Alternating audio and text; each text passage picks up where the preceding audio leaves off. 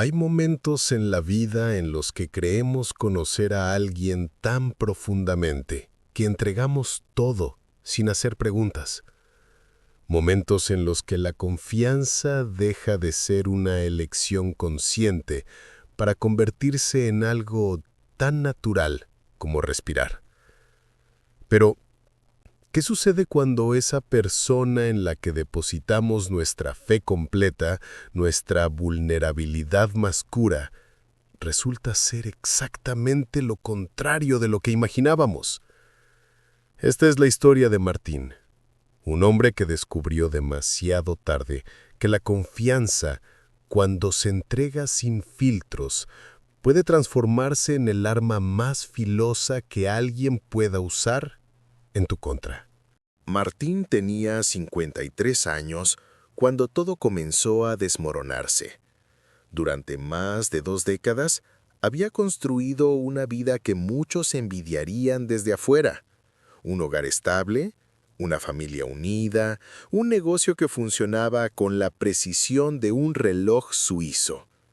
Era dueño de una pequeña empresa de construcción que había levantado desde cero, con sus propias manos, con el sudor de incontables madrugadas y la disciplina de quien entiende que nada valioso llega sin sacrificio. Su esposa, Elena, había estado a su lado desde el principio, cuando apenas tenían para comer, cuando los sueños eran tan grandes como vacíos sus bolsillos. Juntos habían criado a 2 hijos, que ya estaban haciendo sus propias vidas, y ahora, en la segunda mitad de sus existencias, parecían haber alcanzado esa paz que solo llega después de años de luchar juntos contra las tormentas. Pero la paz, como Martín descubriría, puede ser solo una ilusión fabricada por nuestra necesidad desesperada de creer que todo está bien. Todo comenzó una tarde de octubre, cuando el sol caía con esa luz dorada que hace que todo parezca más hermoso de lo que realmente es. Martín llegó temprano a casa, algo inusual en él, pues solía quedarse hasta tarde revisando presupuestos y supervisando los últimos detalles de cada proyecto. Ese día había cancelado una reunión, sintiendo un cansancio que no era solo físico, sino algo más profundo, una fatiga del alma que no podía explicar. Al entrar, la casa estaba en silencio. Elena no estaba en la cocina preparando la cena como solía ser. No estaba en el jardín regando las plantas que cuidaba con devoción maternal. La televisión estaba apagada, y ese silencio particular, ese vacío sin eco, le provocó una sensación extraña en el pecho. Subió las escaleras lentamente, con pasos que resonaban en la madera vieja del piso. La puerta de su habitación estaba entreabierta. Y allí, sobre la cama que habían compartido durante 25 años, vio algo que su cerebro tardó varios segundos en procesar. El teléfono de Elena, olvidado, con la pantalla encendida. Normalmente Martín jamás habría invadido la privacidad de su esposa. La confianza entre ellos era un pacto sagrado, una de esas cosas que nunca se cuestionaban. Pero algo en el brillo de esa pantalla, en la forma en que parpadeaba con notificaciones nuevas, lo atrajo como si una fuerza invisible jalara de él. Se acercó. Tomó el teléfono con manos que de pronto parecían no pertenecerle. Y entonces leyó el primer mensaje. Las palabras flotaban frente a sus ojos, pero su mente se resistía a darle significado.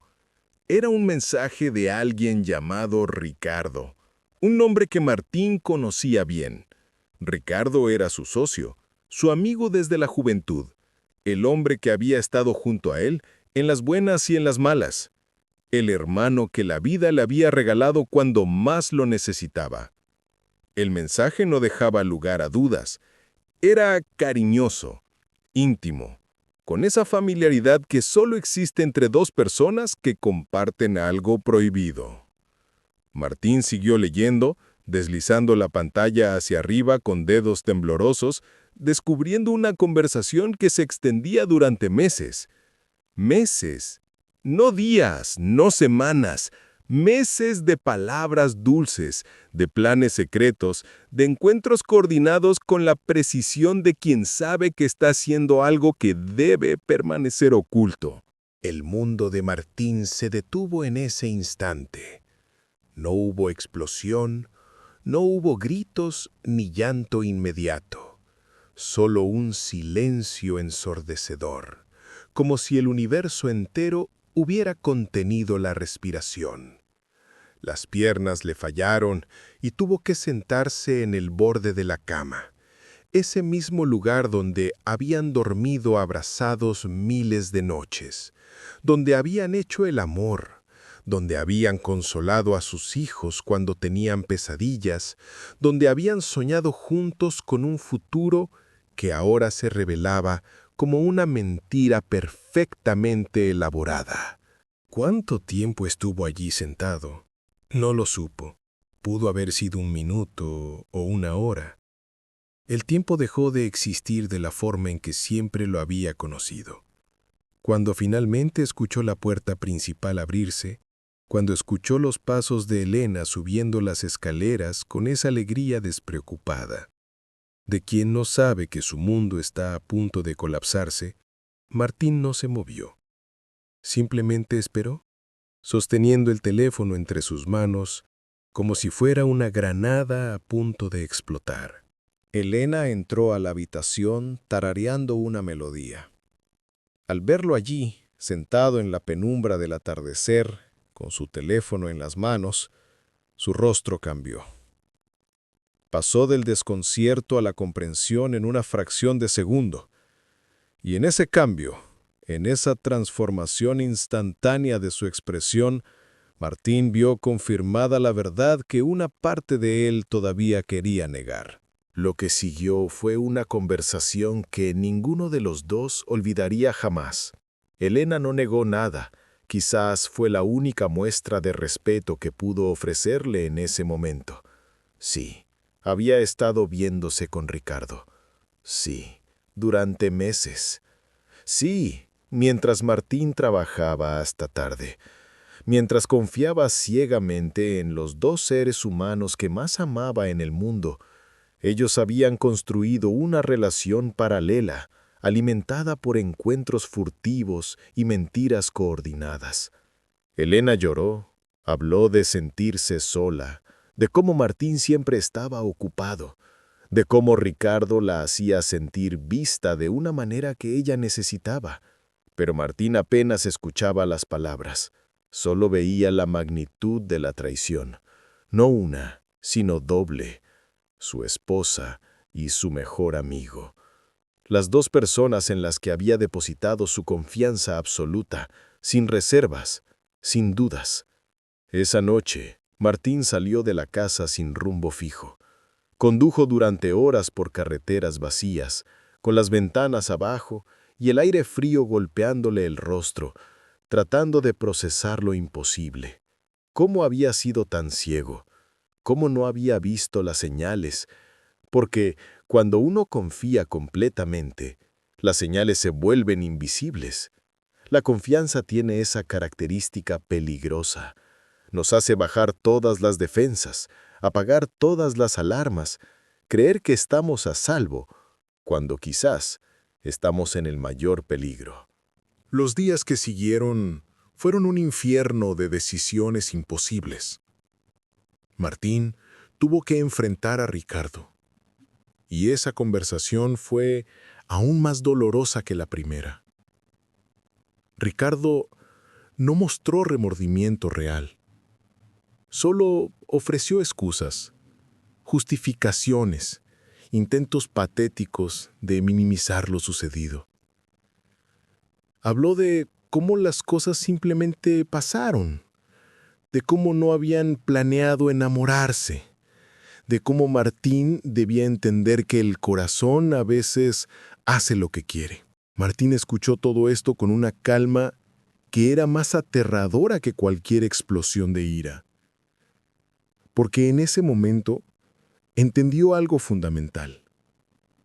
La traición no era solo el acto en sí, sino el hecho de que estas dos personas habían calculado cada movimiento, habían mentido mirándolo a los ojos, habían compartido cenas familiares mientras ocultaban su secreto.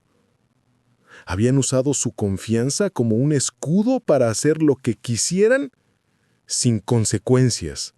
La empresa que habían construido juntos tuvo que disolverse. 20 años de trabajo conjunto se evaporaron en cuestión de semanas, entre abogados, papeles firmados y miradas que ya no podían sostenerse.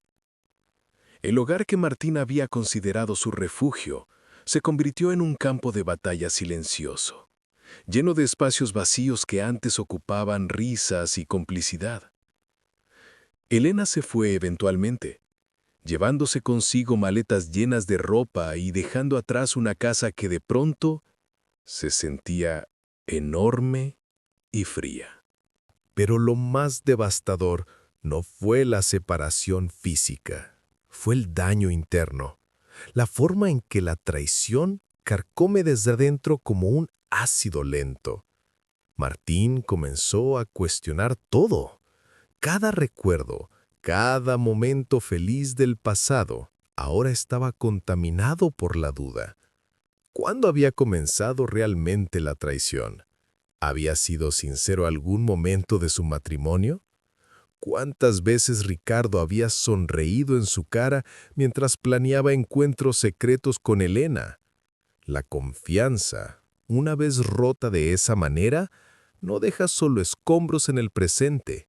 Infecta el pasado completo, lo reescribe, lo convierte en una colección de mentiras disfrazadas de verdad. Durante meses, Martín vagó por su propia vida como un fantasma. Perdió peso, perdió el interés en el trabajo que antes era su pasión, perdió la capacidad de dormir sin que su mente lo torturara con imágenes que no podía controlar. Sus hijos trataron de ayudar, pero ¿cómo explicarles a tus propios hijos que el mundo en el que creíste durante décadas era una ficción? ¿Cómo decirles que mamá y el tío Ricardo, esas dos figuras de confianza absoluta en sus vidas, habían sido capaces de semejante engaño? Hubo noches en las que Martín se sentaba en su estudio, rodeado de fotografías familiares, tratando de encontrar el momento exacto en que todo se torció. Pero no había un momento. Esa era quizás la parte más cruel. La traición no había llegado como un evento catastrófico, sino que se había infiltrado lentamente, como el agua que se filtra por una grieta invisible, hasta que un día todo el edificio colapsa. Y entonces, en medio de ese abismo, algo comenzó a cambiar. No fue un momento de iluminación súbita, ni una epifanía dramática. Fue algo más sutil, más gradual. Martín empezó a entender que llevaba meses castigándose a sí mismo por haber confiado, como si confiar hubiera sido su error. Pero, ¿realmente había sido un error? ¿O el error había sido de quienes abusaron de esa confianza? Empezó a caminar cada mañana por el parque cerca de su casa. Al principio solo para escapar de las 4 paredes que lo asfixiaban.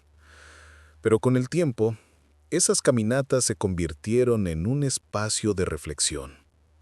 Observaba a otras personas, parejas ancianas tomadas de la mano, padres jugando con sus hijos, amigos riendo juntos, y se dio cuenta de algo fundamental.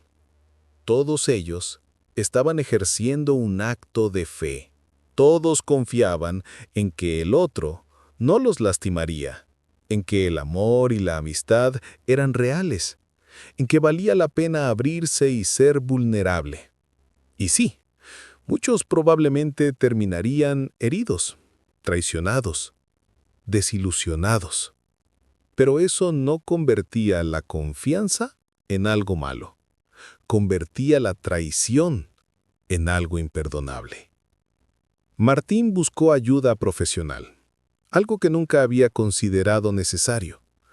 En las sesiones con su terapeuta, una mujer de voz suave pero mirada firme, comenzó a desmantelar la narrativa que se había construido en su mente.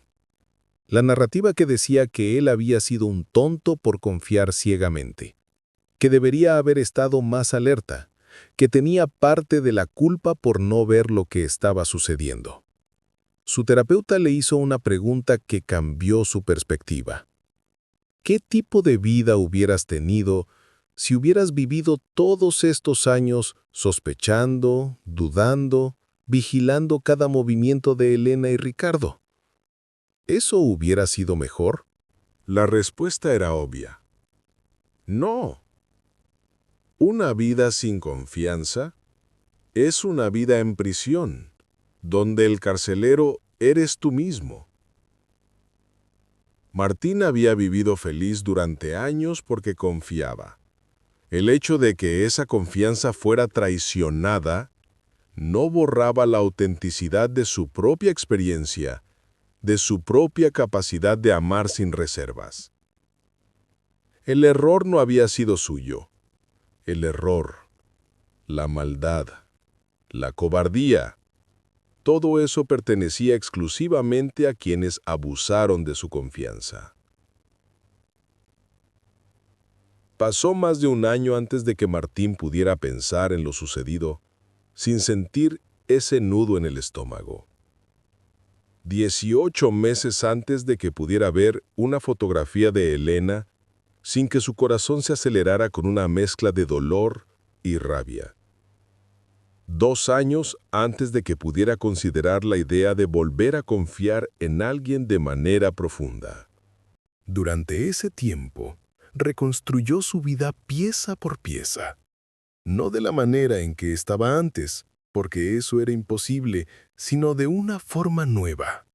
Retomó su empresa, esta vez solo, y descubrió que era capaz de crear algo hermoso sin depender de nadie más. Se acercó más a sus hijos, compartiendo con ellos no solo los momentos felices, sino también su vulnerabilidad, su dolor, su proceso de sanación. Y ellos, siendo adultos maduros, apreciaron esa honestidad de una manera que no hubieran podido cuando eran niños. Martín también aprendió a establecer límites más claros. Confiar no significaba ser ingenuo. Significaba estar dispuesto a creer en la bondad de las personas, pero sin anular su propio instinto, sin silenciar esas pequeñas alarmas internas que a veces tratamos de ignorar porque no queremos enfrentar verdades incómodas. Aprendió que la confianza saludable viene acompañada de comunicación honesta, de vulnerabilidad mutua, de acciones que respaldan las palabras. Un día, casi 3 años después de aquella tarde de octubre, Martín estaba en un café cuando vio entrar a una mujer. Se llamaba Patricia y era arquitecta, alguien con quien había trabajado en un par de proyectos. Habían compartido algunas conversaciones durante esas colaboraciones, charlas que iban más allá de lo profesional, que tocaban temas de vida, de sueños, de desilusiones. Ese día, ella lo vio, sonrió y se acercó a su mesa. Hablaron durante horas. Y por primera vez en años, Martín sintió algo que creía muerto: la posibilidad de volver a conectar con alguien de manera genuina. No se apuró. No lanzó su corazón al vacío como había hecho décadas atrás con Elena. Esta vez fue diferente. Conoció a Patricia lentamente, con pausas, con preguntas, con honestidad sobre sus propias cicatrices. Y ella, que tenía sus propias historias de dolor y reconstrucción, entendió. No hubo promesas grandiosas ni declaraciones dramáticas.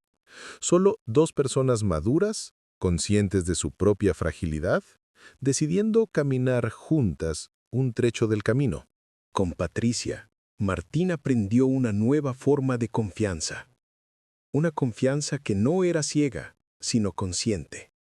Una confianza que se construía día a día, con cada conversación honesta, con cada momento en que ambos elegían la vulnerabilidad por encima de la protección. Y descubrió que esta forma de confianza, aunque menos inocente, era más profunda. porque estaba basada no en la ignorancia de que las personas pueden fallar, sino en la decisión valiente de creer en alguien a pesar de saber que podrían hacerlo. ¿Qué pasó con Elena y Ricardo? Martín supo, a través de conocidos mutuos, que su relación no había durado. La pasión construida sobre mentiras y adrenalina raramente sobrevive cuando se enfrenta a la luz del día. Ricardo perdió no solo un socio, sino su reputación en la comunidad. Elena, según le contaron, se había mudado a otra ciudad, tratando de empezar de nuevo lejos de las miradas que conocían su historia. Martín no sintió satisfacción al escuchar esto, solo una especie de tristeza distante, como quien observa el naufragio de un barco desde la orilla, demasiado lejos para ahogarse con ellos, pero lo suficientemente cerca para recordar que alguna vez estuvo en esa embarcación. Nunca perdonó a Elena o a Ricardo en el sentido tradicional. No hubo un momento de reconciliación dramática, ni palabras de absolución. Pero sí aprendió a soltar el veneno que la falta de perdón había generado en su propio sistema. No por ellos, sino por él mismo. Porque descubrió que cargar con el odio y el resentimiento era como beber veneno esperando que el otro muriera. El perdón, entendió, no era decir que lo que hicieron estaba bien. Era decidir que ya no permitiría que ese dolor siguiera definiendo cada día de su vida. Sus hijos le preguntaron una vez cómo había logrado superarlo. Martín pensó cuidadosamente su respuesta. Les dijo que había aprendido a separar dos cosas que antes mantenía unidas: la confianza como valor personal y la traición como acción ajena. Su capacidad de confiar era algo hermoso, algo que hablaba de su humanidad, de su valentía, de su disposición a vivir plenamente. La traición era responsabilidad exclusiva de quienes la cometieron una y otra vez durante meses. No podía controlar las acciones de otros, pero sí podía decidir si permitía que esas acciones destruyeran su capacidad de amar, de creer, de confiar nuevamente. Los años pasaron. Martín cumplió 60, luego 65. Su empresa prosperó de maneras que nunca imaginó cuando estaba empezando. Sus hijos le dieron nietos, pequeños seres humanos que lo miraban con ojos llenos de admiración incondicional, recordándole la belleza de la confianza en su forma más pura. Patricia se convirtió en su compañera de vida, no en un intento de replicar lo que tuvo con Elena, sino en algo completamente diferente, construido sobre bases más sólidas y honestas. Hubo noches en las que todavía pensaba en aquella tarde de octubre, en el momento en que su mundo se derrumbó. Pero con el tiempo, esos pensamientos ya no venían acompañados de ese dolor agudo que lo había caracterizado los primeros años. Ahora había una especie de paz mezclada con melancolía. La paz de quien sobrevivió a una tormenta y descubrió que era más fuerte de lo que creía. La melancolía por todo lo que se perdió en el camino, porque sí, se pierde mucho cuando la confianza se rompe de esa manera. Se pierden años, se pierden versiones de uno mismo. Se pierde esa inocencia particular que nunca regresa. Pero también se gana algo. Se gana sabiduría, se gana perspectiva, se gana una comprensión más profunda de lo que significa ser humano en un mundo donde todos somos capaces tanto de una lealtad extraordinaria como de una traición devastadora. Se gana la capacidad de apreciar la confianza como el acto de valentía que realmente es, no como algo que debe darse por sentado. Martín aprendió que la confianza nunca debería convertirse en tu peor enemigo. Lo que se convierte en tu peor enemigo es la ingenuidad de creer que confiar significa cerrar los ojos a la realidad. La verdadera confianza, la que vale la pena cultivar, es aquella que mantiene los ojos bien abiertos. Es confiar en alguien no porque ignoras que las personas pueden fallar, sino porque decides creer en ellas a pesar de saberlo. Es construir relaciones donde la vulnerabilidad va de la mano con la honestidad, donde no hay preguntas prohibidas, donde el amor no se usa como excusa para dejar de comunicarse. Entendió que había sido traicionado no porque confiara demasiado, sino porque confió en las personas equivocadas. Y esa es una distinción crucial. No todas las personas merecen nuestra confianza completa. Algunas personas, por sus propias heridas no sanadas, por su cobardía, por su egoísmo, son incapaces de honrar el regalo que es la confianza de otro ser humano. Y está bien reconocerlo. Está bien decir, no volveré a confiar en ti, porque me demostraste quién eres realmente. Eso no te convierte en alguien amargado o cerrado.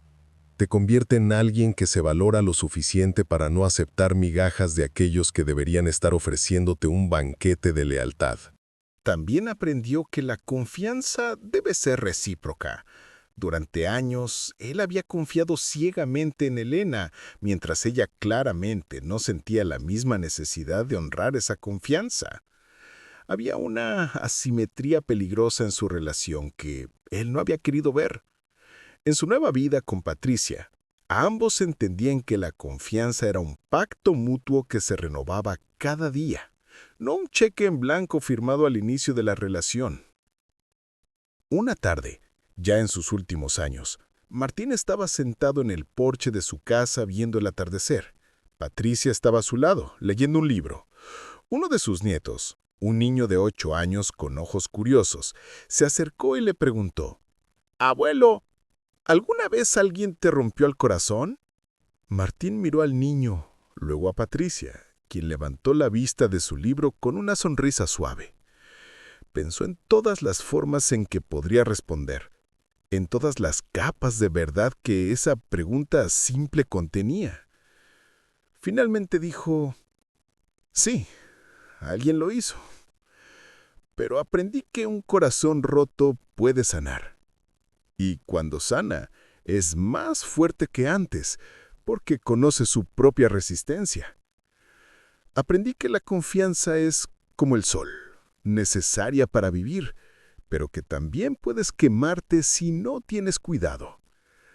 La clave no es nunca dejar de confiar. La clave es aprender en quién confiar y cómo confiar de una manera que te proteja sin cerrarte al mundo». Así que si alguna vez te encuentras donde estuvo Martín, sosteniendo los fragmentos de una confianza rota, recuerda esto: lo que se rompió puede reconstruirse de una forma nueva y más fuerte. La traición no te convierte en alguien tonto por haber confiado. Te convierte en alguien valiente que se atrevió a vivir plenamente. Y esa valentía, esa capacidad de seguir creyendo en la bondad humana a pesar del dolor, es lo que finalmente te salvará. No de la posibilidad de volver a ser herido. Eso siempre existirá mientras sigas vivo y amando. Pero te salvará de una vida gobernada por el miedo, de una existencia donde el cinismo reemplaza la esperanza, donde las paredes que construyes para protegerte terminan convirtiéndose en tu propia prisión.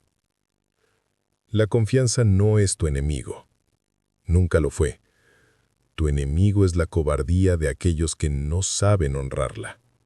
Y tú, como Martín, puedes elegir cada día seguir siendo alguien que confía, que ama, que se abre. Pero esta vez con la sabiduría de quien conoce tanto la luz como la sombra de la naturaleza humana. Esa es la verdadera victoria. No evitar el dolor, sino atravesarlo y salir del otro lado todavía capaz de confiar.